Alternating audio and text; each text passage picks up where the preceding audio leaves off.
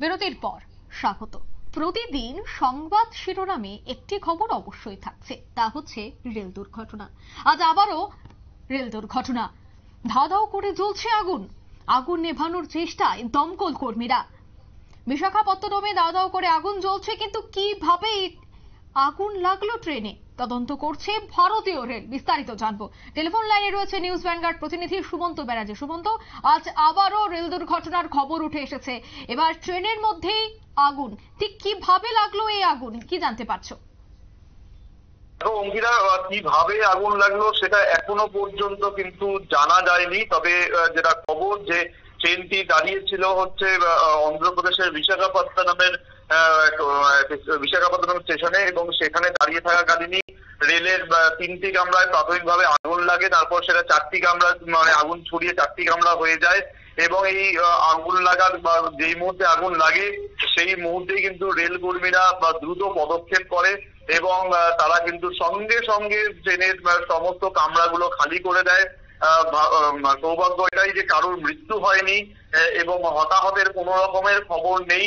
সঙ্গে সঙ্গে তাদেরকে রাখা হয়েছে। এবং তোমাকে জানিয়ে রাখবো যে ইতিমধ্যেই কিন্তু যে ট্রেনটিতে আগুন লেগেছিল তা খালি করে দেওয়া হয়েছে। এই ট্রেনটি অ্যাকচুয়ালি বিশাখাপত্তনম থেকে ত্রিবান্দ্রম থেকে কোরবা পর্যন্ত চলে, এবং তারই মধ্যে যে বিশাখাপত্তনম স্টেশন, সেখানে আজকে সকালে ট্রেনটি দাঁড়িয়েছিল এবং দাঁড়িয়ে থাকাকালীনই প্রাথমিকভাবে 3টি কামরায় আগুন লাগে। পরে সেই আগুনটা ছড়িয়ে 4টি কামরা হয়, কিন্তু রেল কর্মীদের দ্রুত তৎপরতায় কিন্তু আগুন নেভানো কন্ট্রোলে আনা সম্ভব হয় এবং কোনো হতাহতের খবর নেই।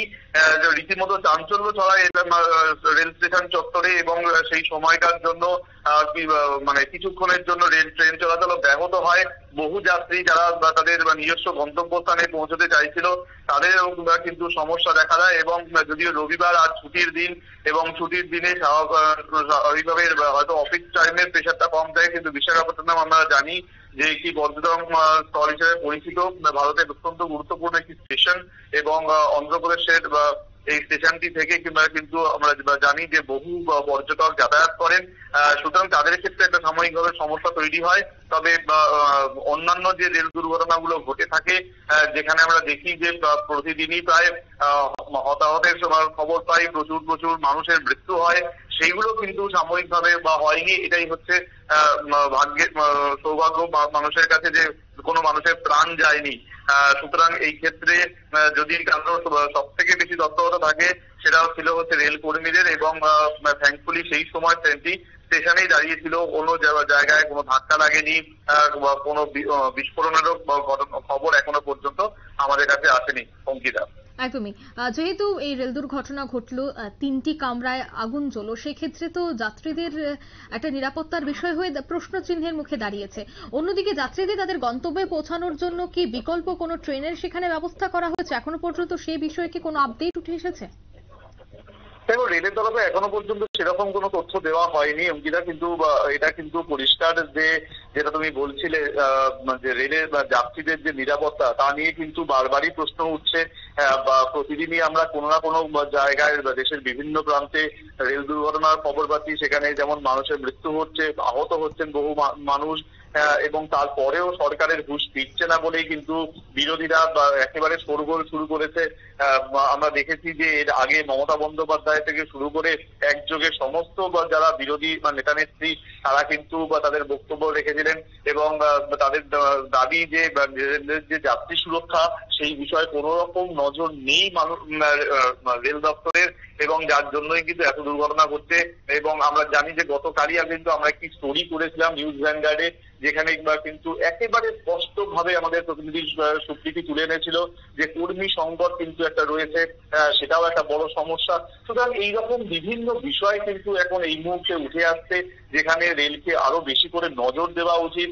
আজকের যে দুর্ঘটনা সেটা হয়তো জানা যায়নি, আমরা কদিন আগেই জানি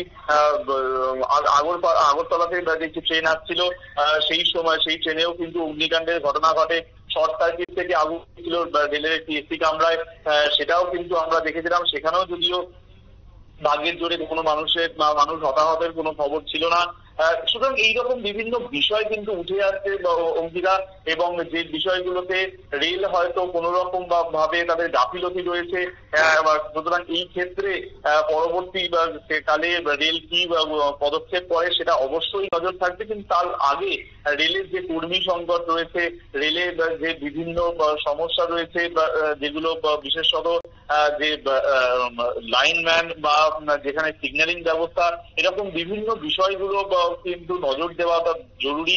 রেলের তরফে এখনো পর্যন্ত কোনো কিছু জানানো হয়নি এই বিষয়ে, তবে বিষয়টা হচ্ছে যে হতাহতের কোনো খবর নেই, হয়তো সেই জন্যই হয়তো রেল সেরকম ভাবে হয়তো বিষয়টাকে গুরুত্ব দিতে চাইছে না, কিন্তু দাউ দাউ করে এরকম ভাবে আগুন জ্বলে ওঠা সেটা নিঃসন্দেহে খুবই মানুষের কাছে আতঙ্কের।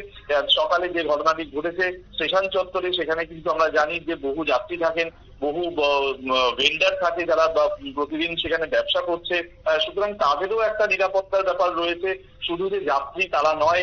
সুতরাং এর সঙ্গে বহু কিছু জড়িয়ে রয়েছে।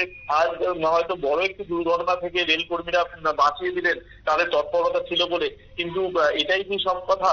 তার রবিবারের মতন দিন, যেখানে আমরা জানি যে বহু কর্মী ছুটিতে থাকেন, তাদের উইক অফ থাকে, সুতরাং সেই দিনগুলোতে কেন অন্যভাবে বিষয়গুলোকে হ্যান্ডেল করা হয় না, কেন বারবার করে চেক করা হয় না, সেই নিয়ে কিন্তু যাত্রী মহলে একটা ক্ষোভ রয়েই গেছে অঙ্কিতা। একদমই, ধন্যবাদ সুমন্ত। অর্থাৎ প্রাথমিকভাবে জানা গেছে যে শর্ট সার্কিট থেকে এই আগুনের সূত্রপাত, যদিও এখনো পর্যন্ত অফিসিয়ালি কিছু জানানো হয়নি, কিন্তু কেন বা প্রতিনিয়ত এই রেল দুর্ঘটনা ঘটছে, এর নেপথ্যে কি থাকতে পারে? রেল কর্মীদের গাফিলতি? একাধিক বিষয় কিন্তু বারবার উঠে আছে, বারবার প্রশ্ন উঠছে রেল কর্মীদের গাফিলতির উপর, কিন্তু তারপরেও কেনই বা সজাগ দৃষ্টি রেখে কাজ করছে না রেল কর্মীরা? কেনই বা বারবার সংবাদ শিরোনামে একেবারে প্রথমেই উঠে আসছে রেল দুর্ঘটনার খবর? কতদিন আর দেখতে হবে ভারতবাসীকে এই রেল দুর্ঘটনার ছবি? প্রশ্ন কিন্তু তুলছে দেশবাসী। নিয়ে নিচ্ছে ছোট্ট একটি বিজ্ঞাপন বিরতি, সঙ্গে থাকুন।